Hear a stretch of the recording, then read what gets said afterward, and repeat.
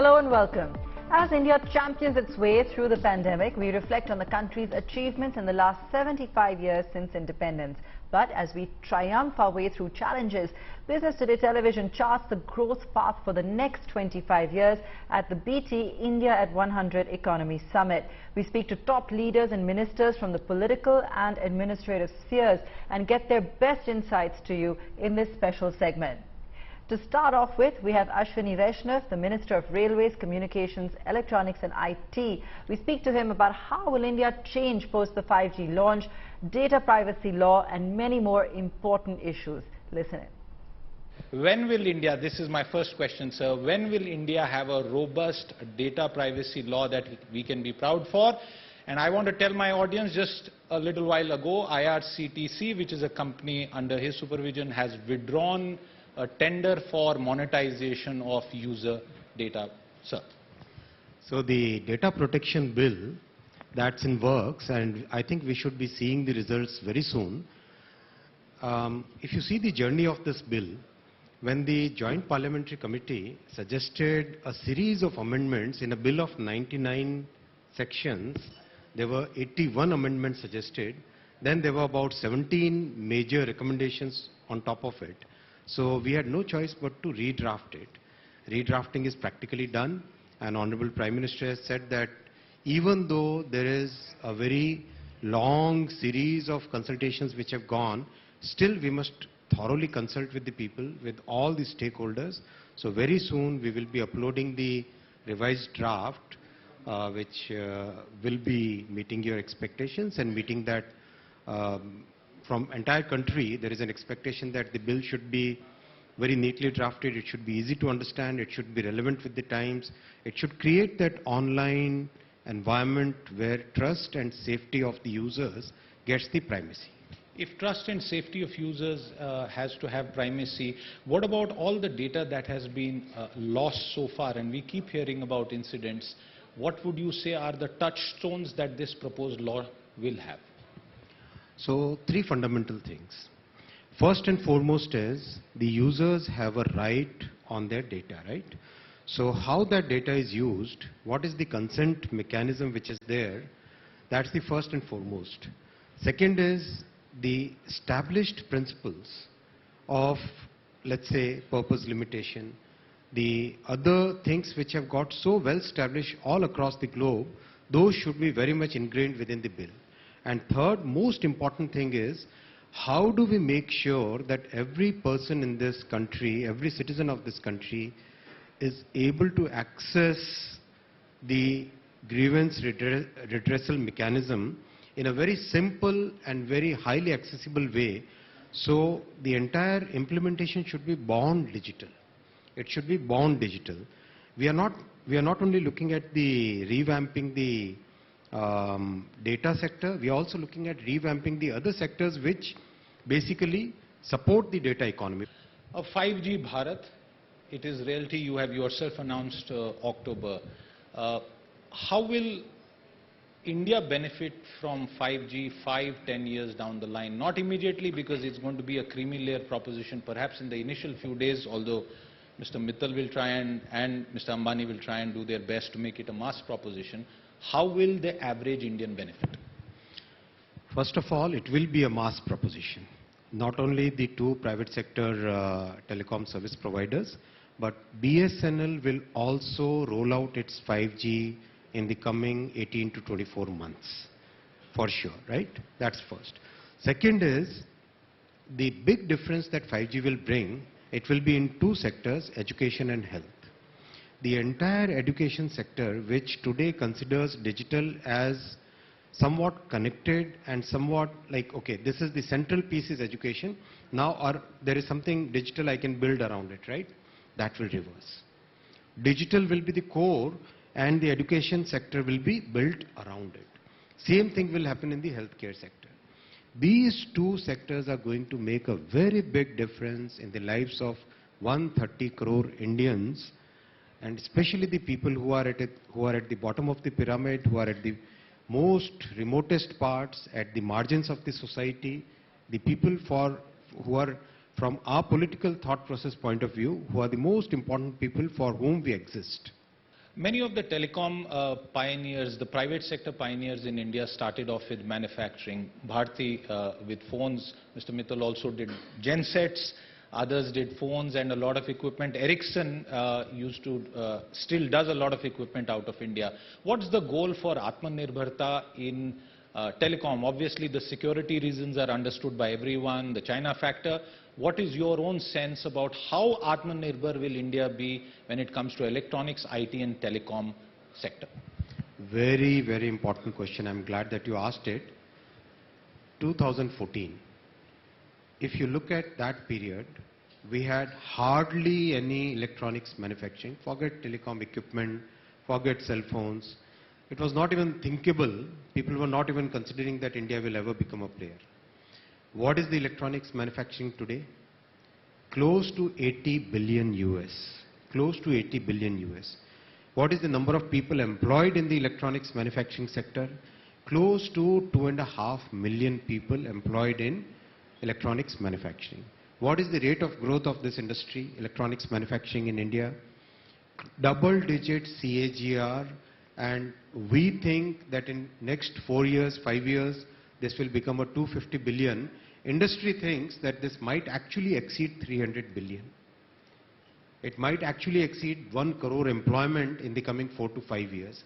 That is the growth story, and we should not just stop at that. We are now tweaking our policies to have more and more IP getting into those products. Not just manufacturing, but design also. We lost out the race in 2G and 3G because of various reasons, and mostly the political will was not there. 4G we caught up, 5G we should be able to stand up with the world, but 6G Prime Minister has given us the clear mandate, we should become the leaders in the world. The Aviation Minister announced a capital expenditure plan of 97,000 crore rupees for Indian airports over the next 5 years. What is the status of Air India post-divestment, and where will the Indian aviation sector be over the next 25 years? Catch this and more as you tune into our next special chat with none other than Jyotiraditya Scindia. India at 75, but we want to achieve global leadership in the next 25 years. What do you think will be the shape, color, size of India's aviation industry in 25 years? Because every developed economy in the world has a powerful, massive civil aviation infrastructure attached to it. Let me delve a little bit in the recent past before we talk about our present and before our future. In 2013-14, we had 74 airports in our country. Today, in a span of 8 years, we have built out an additional 67 airports, water ports and heliports. So we've gone from a number of 74 to 141. We have almost doubled our number of airports, water ports and heliports in India. If you look at fleet size, in 2013-14 we had roughly about 400 aircraft in India. Today we are inching close to the 700 number. I believe we are somewhere between 692 to 694. We're going to add capacity at the rate of close to 15% per annum, which means you're soon going to see a fleet in India close to 1,200 to 1,500 planes. Capacity expansion as far as airports are concerned, in the next 5 years, we are looking at a capex plan of close to 97,000 crores purely on airports. That covers the state-owned Airports Authority of India, which has a very aggressive brownfield as well as greenfield program. Close to about 42 airports on the brownfield side are being upgraded in new terminals. Capex of almost close to about 30,000 crores odd. We are building out 3 new greenfield projects, Holongi, Dholohera, Hirasar, another 3,500 crores. And equivalently on the private sector side, brownfield, again, expanding 7 current airports, close to about 34,000 crores, and building out an additional 4 new greenfield projects, close to about 31,000 crores. So that is the thrust. Now, why is that happening? Is going to be Siddharth's next question. And the reason why that's happening is really simple. You have a country of 1.3 billion people. But pre-pandemic, we had only 144 million flyers in India. If you look at the railways, which is, I believe, our closest competitor, only in the region, and I'm taking a segment of the railways. I'm not taking the whole transportation system of the railways, because I'm looking at an apples-to-apples comparison. If you look at only the air-conditioned part of railways, so only first AC and only second AC. So first AC and second AC, pre-pandemic, we had close to about 185 million travelers. So the delta between civil aviation and railways is roughly about 40 million travelers per year. However, the important point here is if you look at the CAGR, the compounded annual growth rate, the CAGR for railways is close to about 5.6%, whereas the CAGR for civil aviation is close to 10.3%. So therefore, it's my prediction that in the years to come, it may take us another 5 years, 7 years, but in the years to come, you're actually going to look at the number of travelers in civil aviation becoming pretty much the bulwark of air-conditioned travel in India as a means of transportation. Pre-pandemic, we had, as I mentioned, 144 million domestic travelers and 60 million international travelers. What's my forecast? My forecast is in the next 5 to 7 years, that number of 200 million is going to grow to 400 million travelers. That's the kind of delta in growth that you're going to see in the civil aviation business. How will the electricity bill be a game changer for the power sector in the next 25 years as India turns 100 by 2047? Listen in to R.K. Singh, Minister of Power and New and Renewable Energy, as he speaks to us at the BT India at 100 Summit on India's plans for new energy. Power is a critical element which will take us to 2047 in the manner in which the government and all of us aspire to. Yet, there is this view that whether power as electricity is something which can be given away without a cost to people, a section of people, or whether there should be something which should be charged like an economic benefit, as all economic benefits are charged. First off, we'd like to hear from you what is your thought, what is the government's thinking on this? The fundamental thing is that nothing is free. Electricity is not free. It costs money to generate electricity. You need coal, you have to pay for it. You have workers in thermal power plants, they need to be paid. You have workers in transmission lines, people have spent money, invested money in setting up transmission lines, they need to get paid. It's not free. Somebody has to pay for it. Even if you are going to renewable energy, you have to spend money to buy PVs and set it up, buy inverters, set it up. It's not free. Now the question is who pays for it? As far as I am concerned, I mean, if somebody pays for it, bluntly, I mean, I don't mind whether it's the government which pays for it or whether, the government charges the consumers for it.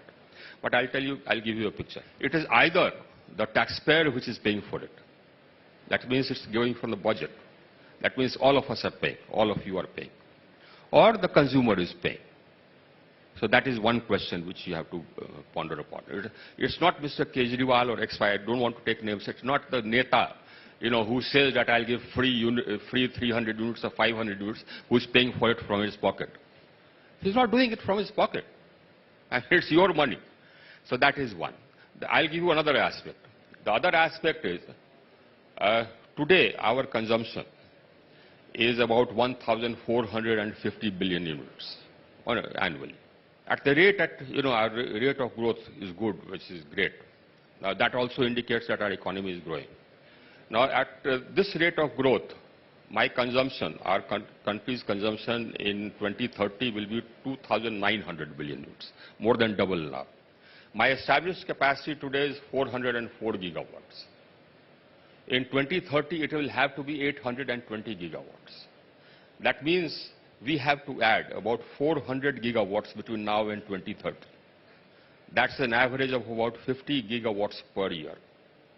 Now, currently, no bank is wanting to lend, is willing to lend for setting up generating stations, especially in the conventional generating stations. You know why?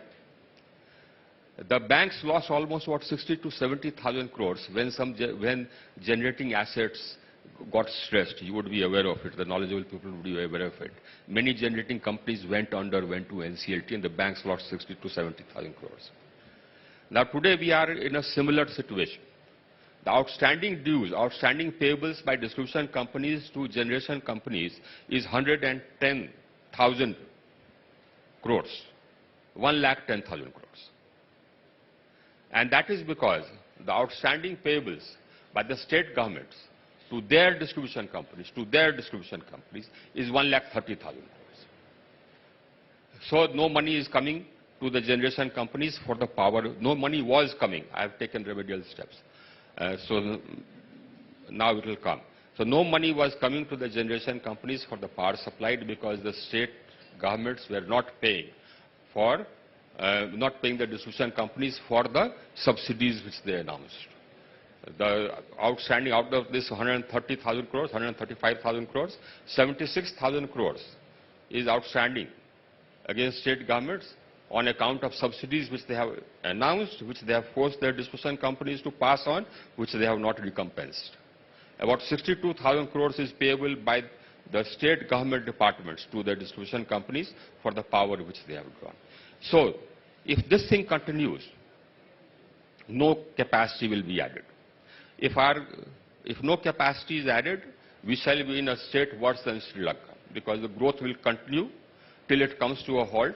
Why will it come to a halt? It will come to a halt because you can't have growth without electricity. You can't have industry without electricity. Now you can't have anything without electricity. Everything runs on electricity. So you won't have growth. And of course you'll have blackouts. So that's from this end. Analysis, global analysis. So look at it from the point of view of the state governments. Now, most of the state governments, barring 3-4, you can count them on your fingers, barring 3-4 states, most of the states are revenue deficit.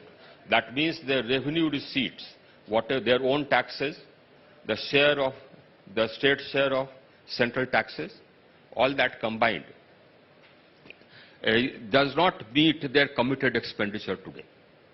So they have to borrow to meet even their committed expenditure, which is salaries, pensions, repayment of loans which had been taken in the past, repayment of interest and principal. So, for everything they have to borrow. Now, if they are going with a freebie, they are borrowing money and giving a freebie. Now, if you borrow money and invest it in assets which give a return, then that can go to pay off the loan. If you borrow money for consumption, you all run households. Think about it. You borrow money and you consume, what will happen? So that's the other angle. How is the government planning to address the learning loss caused by the pandemic to Indian students? Will CUET take over the traditional board examinations? And how will the education system look like when India turns 100? Dharmendra Pradhan, Minister for Education and Skill Development and Entrepreneurship, answers this and more in this conversation. At the Business Today India at 100 Economy Summit, I'm delighted to welcome the Minister for Human Resource Development, one of the most important portfolios in any government, Mr. Dharmendra Pradhan. Thank you so much, sir, for joining us. Thank you, Rahulji. I want to start with the here and the now. On account of the pandemic, many school-going children have been impacted and pushed back in their formative years on very critical learning outcomes. All the data seems to be suggesting that.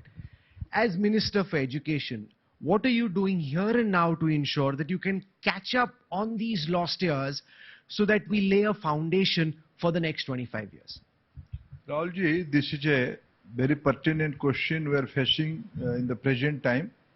Due to COVID, due to pandemic, almost all 2 academic sessions, there is a severe learning loss. Schools were closed, the online facility were not in all part of country. This is a reality. We have to accept that. Education being a concurrent subject, respective state governments and union government, both are facing very severe kind of challenge in this area. Main challenge how to already this year the class has been started. It is on the normal course work, but the last 2 years, in all the classes, there is a learning loss. 2-3 innovative model I could mention in front of you. Reducing the syllabus, creating a new pedagogy, creating some extra classes, adding some extra classes, and altogether new approach to this learning loss area. State like Karnataka, state like UP, state like Assam, and board like CBSE. They are bound to do some reform in compulsion, like they could not organize examination in last 2 years, the board examination. This is a loss. How do we recover that? I cannot, very candidly, I cannot say this much time will be needed, because in the early stage, those who joined in the class 1, they directly go to regular class in class 3. They lost the experience of school 2 years. So this is a unique challenge, but the way post-pandemic, when the class started, since last few months we are observing their performance. I think with some specific innovative strategy by all the states, every state have developed their own way of recovery on their area. I think we have to put best of our effort. I hope some improvement will be there. But one of the challenges seems to be the inability of the system to execute a flawless examination experience. We saw recently during the CUET exams a lot of initial hiccups, now which in a large scheme can be explained as just being teething trouble, but जो बच्चा है जिसकी पढ़ाई चल रही, जो गया exam देने के लिए, and when he discovers that the exam is not happening or that he has to give it again, there is immense mental trauma for that student. I agree. I cannot shy out from the problem. I have to take responsibility. I am responsible. I am candidly agreeing in front of you. Nowadays, there are 3 major examinations for the higher secondary students. They are NEET, they are JEE, JEE Mains, and from this year, for the central university, they are CUET. From the other 2 examinations, CUET little bit unique. In the engineering and medical courses, you have to appear in the examination in mathematics, in physics, chemistry, botany and zoology. But here in Central University entrance test, you have to appear according to your own choice. There are 100 courses and multiple languages. For that, in the initial time, initial 2-3 days, we face some challenges. But now it is on the track. And in future, I don't see any problem, because looking into size of our country, more competitive, more new innovative models has to be there. And examinations are always the evolutionary outcomes. And Government of India and respective state governments are jointly on the job. This year, there are some problems. I am taking responsibility, and I don't have any compensatory what those who have lost. But we have tried to minimize the damage. We are very flexible. 2 days back, in a mathematics paper, unfortunately, in some centers, paper was blank.